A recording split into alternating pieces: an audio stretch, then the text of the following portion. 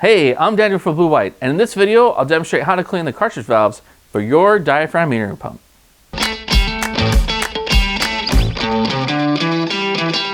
In this video, I'll demonstrate how to disassemble, clean, and then reassemble the cartridge valves. But before we clean the cartridge valves, it's essential to practice safety. Always wear safety glasses and gloves when working around the pumps. Some other items you'll need are a small tray with water, a towel, and an Allen wrench. Safety tip: be sure to relieve pressure in the pipe before performing any installation or maintenance. Cartridge valves play a crucial role in controlling the direction of flow during the pumping process. They essentially act as check valves, allowing fluid to flow in one direction, but preventing it from flowing in the opposite direction. During the suction stroke of the diaphragm pump, the diaphragm expands, decreasing the pressure in the chamber and drawing fluid in. The cartridge valve opens on the inlet side, allowing the fluid to enter. While the diaphragm compresses for the discharge stroke, the cartridge valve on the inlet side closes to prevent backflow, while the outlet valve opens, pushing the fluid out of the pump. The cartridge valve is made up of a few parts: one cartridge bullet cap, one cartridge bullet insert, one cartridge bullet housing, two O-rings, and two ceramic balls. Periodically, clean the cartridge valves at least every 3 to 6 months, or more often when injecting fluids that calcify, such as sodium hypochlorite. Deposits and other buildup can clog the valves, increasing back pressure and interfering with check valve operation. Regular maintenance helps ensure reliable performance and extends the life of your pump. These cartridge valves are used with the C600, C1500, CD1, and the MD1 diaphragm metering pump. After removing the cartridge valves from your diaphragm pump, place them in a container of water. Move them back and forth in the water to flush them out and let them sit in the water for a few minutes.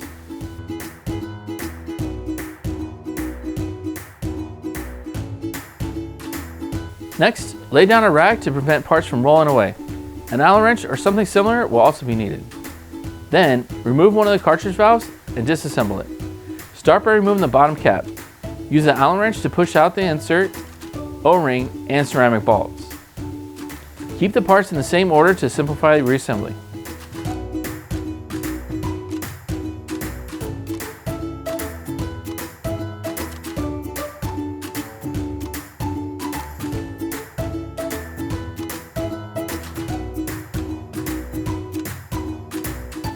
After that, flush each component with water to remove any remaining chemical or debris. Once the parts are clean, inspect all components for signs of leaking, swelling, cracking, discoloration, or corrosion.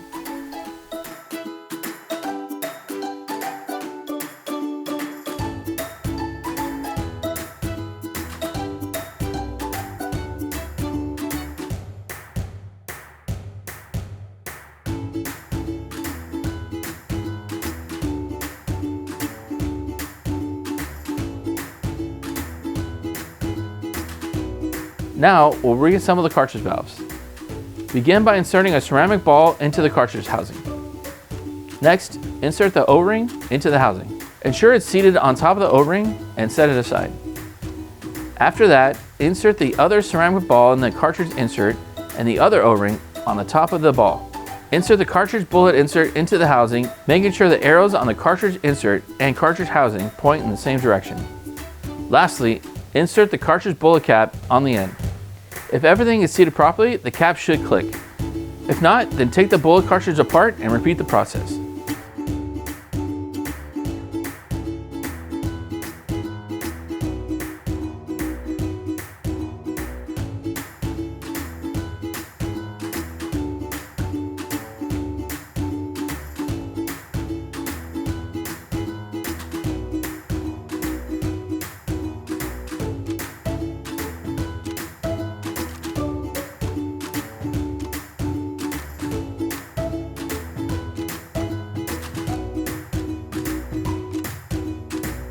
Repeat this process for the remaining 3 cartridge valves.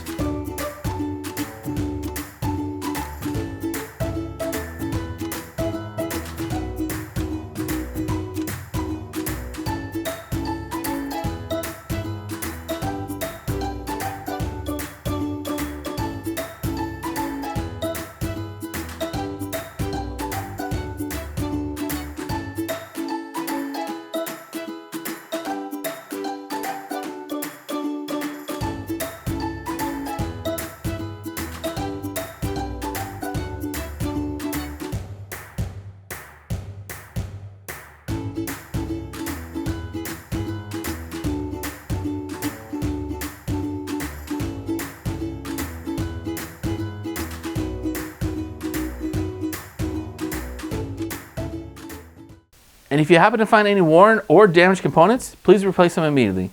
Cartridge valve kits are available at blue-white.com/storefront.